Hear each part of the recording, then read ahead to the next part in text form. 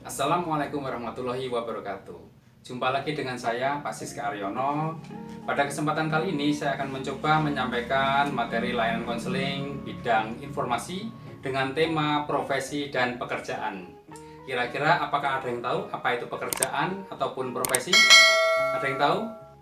Baik, di sini akan coba saya paparkan apa itu pekerjaan dan apa itu profesi.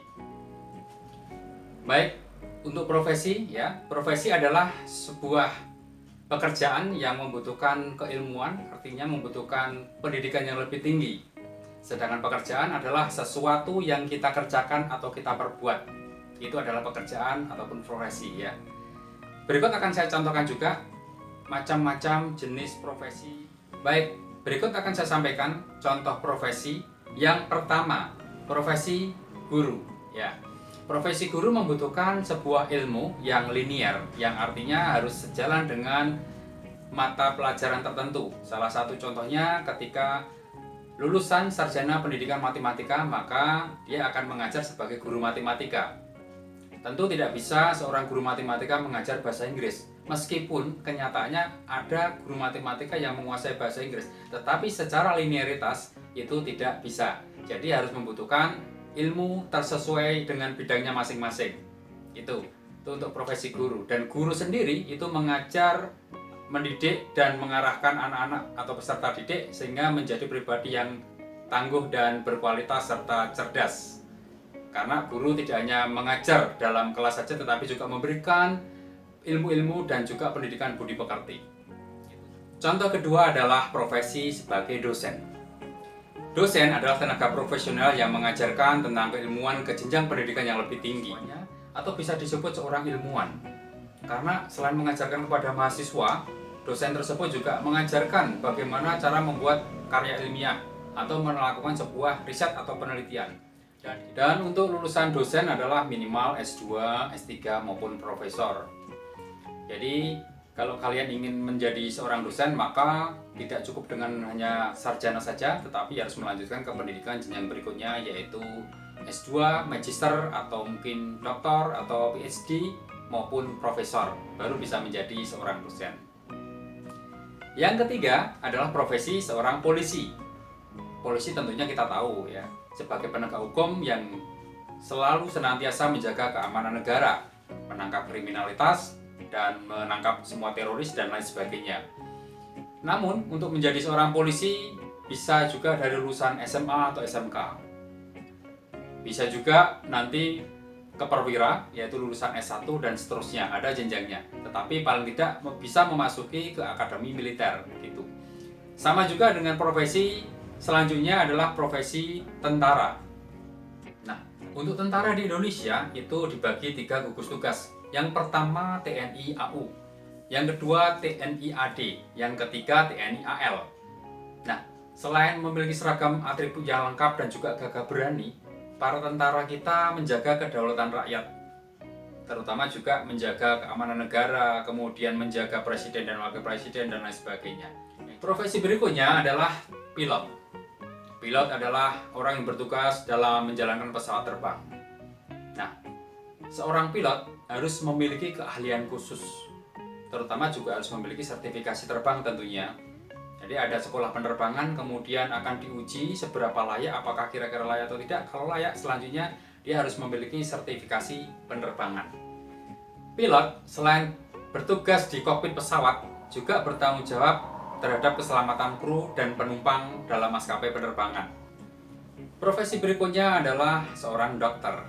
Sebagaimana kita ketahui, lulusan dokter tentunya tidak bisa hanya dengan lulusan SMA atau SMK saja. Tentunya harus mengambil kuliah dan mengambil jurusan di fakultas kedokteran ya. Ada dokter gigi, ada dokter bedah, atau dokter THT, ada dokter hewan dan lain sebagainya. Tentunya tergantung jenis-jenis atau jurusan yang diambil. Dan setelah itu, apa tugas dokter? Tentunya seperti yang kita tahu di rumah sakit, membantu pasien, mengobati pasien, merawat pasien dan lain sebagainya, hingga sampai proses kesembuhan. Tugas dokter sangatlah berat, makanya dibutuhkan ketelitian dan keilmuan yang cukup tinggi. Maka dari itu, dokter sangat banyak sekali dibutuhkan di negara kita. Bukan hanya di negara kita, di seluruh dunia pasti ada selalu namanya dokter. Makanya dokter selalu dibutuhkan. karena membutuhkan keilmuan dan spesialis tersendiri. Profesi berikutnya adalah lawyer atau pengacara. Apa itu pengacara? Pengacara tentunya seseorang yang menjaga atau membantu kliennya untuk menangani sebuah permasalahan yang dihadapi di jalur hukum. Tentu kalau kamu tahu artis atau mungkin lawyer yang bernama Hotman Paris, kira-kira seperti itu. Dia akan selalu membantu kliennya dalam membantu mengungkap permasalahan atau kasus-kasusnya, sehingga kasus tersebut bisa terpecahkan dan menjaga hak-hak daripada klien itu sendiri. Lantas, apa lulusan untuk pengacara atau lawyer? Setelah lulus dari hukum, biasanya kita akan mengambil jurusan program profesi, yang mana profesi tersebut bisa untuk membuka semacam firma atau mungkin jasa-jasa untuk pengacara. Jadi tidak cukup hanya S1 saja, dari sarjana hukum kemudian dilanjutkan mengambil profesi sesuai bidang. Ada pengacara, ada macam-macam ya, ada notaris juga dan lain sebagainya. Itu kalau sudah mengambil profesi baru diizinkan untuk membuka praktek.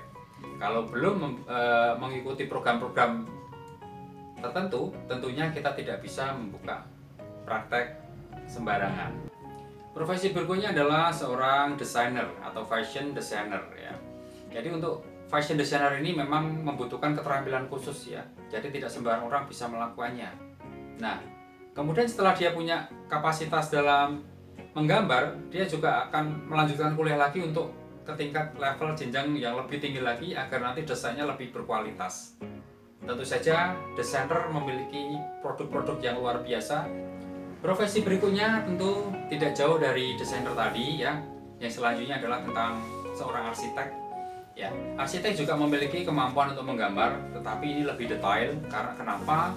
Ini memerlukan keahlian khusus dan juga memiliki ilmu tersendiri ya.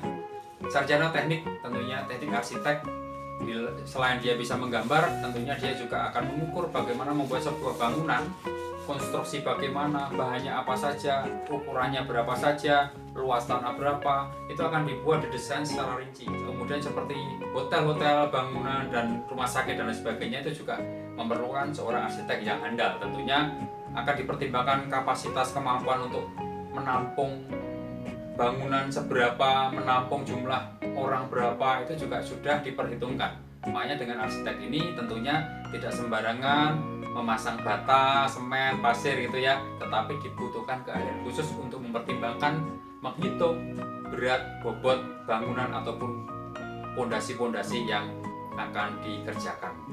Nah, saya kira itu sedikit informasi dari saya tentang bagaimana atau pengenalan terhadap berbagai macam profesi dan pekerjaan.